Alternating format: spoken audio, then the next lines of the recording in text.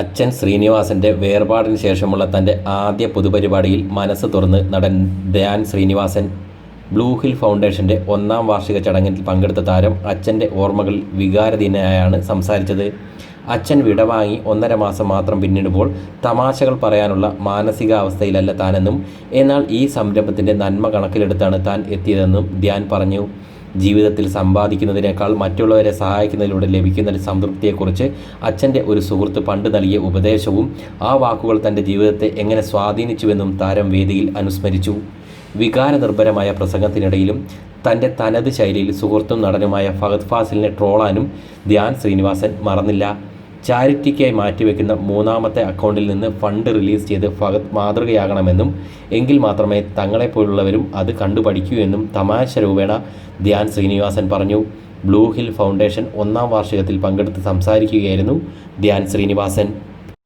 കുറച്ച് വർഷങ്ങൾക്ക് മുൻപ് അച്ഛൻ്റെ ഒരു സുഹൃത്തും സിനിമയിലൊക്കെയുള്ള ഒരാളും ഒരു ദിവസം എൻ്റെ വീട്ടിൽ വന്നപ്പോൾ എന്നോടൊരു കാര്യം പറഞ്ഞു. അന്ന് ഞാൻ കോളേജിൽ പഠിച്ചുകൊണ്ടിരിക്കുന്ന സമയമാണ്. പഠിച്ചിട്ടില്ല, പോയിക്കൊണ്ടിരിക്കുന്ന സമയമാണ്. വെറുതെ എങ്ങനെ പോകും വരും. അങ്ങനെ പോയി വരുന്ന സമയം വൈകുന്നേരങ്ങളിൽ സ്ഥിരം അച്ഛൻ്റെ ഒരു പരിപാടി ഉണ്ടായിരുന്നു. കൂട്ടുകാരുടെ മുന്നിൽ കുറച്ച് 2 ഒക്കെ അടിച്ചു കഴിഞ്ഞാൽ എന്നെ വിളിച്ച് അപമാനിക്കുക അച്ഛൻ്റെ ഒരു സ്ഥിരം ഹോബിയായിരുന്നത്.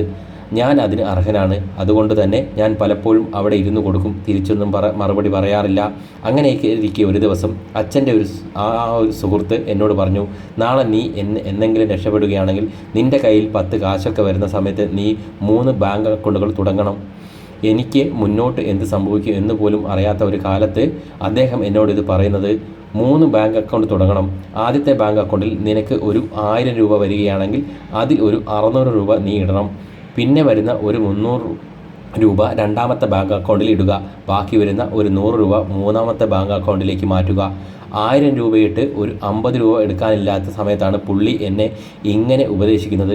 അപ്പോൾ ഞാൻ ചോദിച്ചു, എന്തിനാണ് അങ്കിൾ അങ്ങനെ എന്ന്. പുള്ളി പറഞ്ഞു, ആദ്യത്തെ ബാങ്ക് അക്കൗണ്ടിൽ വരുന്ന കാശ് നിനക്ക് നിൻ്റെ ആവശ്യങ്ങൾക്ക് തുണിമണി വാങ്ങിക്കാനും നിൻ്റെ ചിലവുകൾക്കും ഉപയോഗിക്കാം. 2-ാമത്തെ അക്കൗണ്ടിലുള്ള പൈസ കൊണ്ട് നിനക്ക് ഈ നാട്ടിലെ നികുതി അടയ്ക്കാം.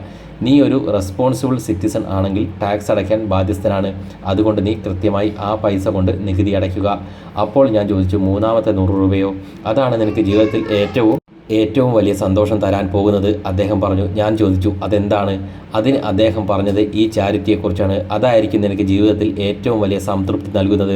നീ ഒരുപാട് വണ്ടികൾ വാങ്ങുമായിരിക്കും, വീടുകൾ വയ്ക്കുമായിരിക്കും. പക്ഷേ നിൻ്റെ മനസ്സറിഞ്ഞ് ഒരാൾക്ക് ഒരു സഹായം നൽകുമ്പോൾ കിട്ടുന്ന സന്തോഷം നീ വീട് വച്ചാലും കാർ വാങ്ങിയാലും നിനക്ക് കിട്ടില്ല.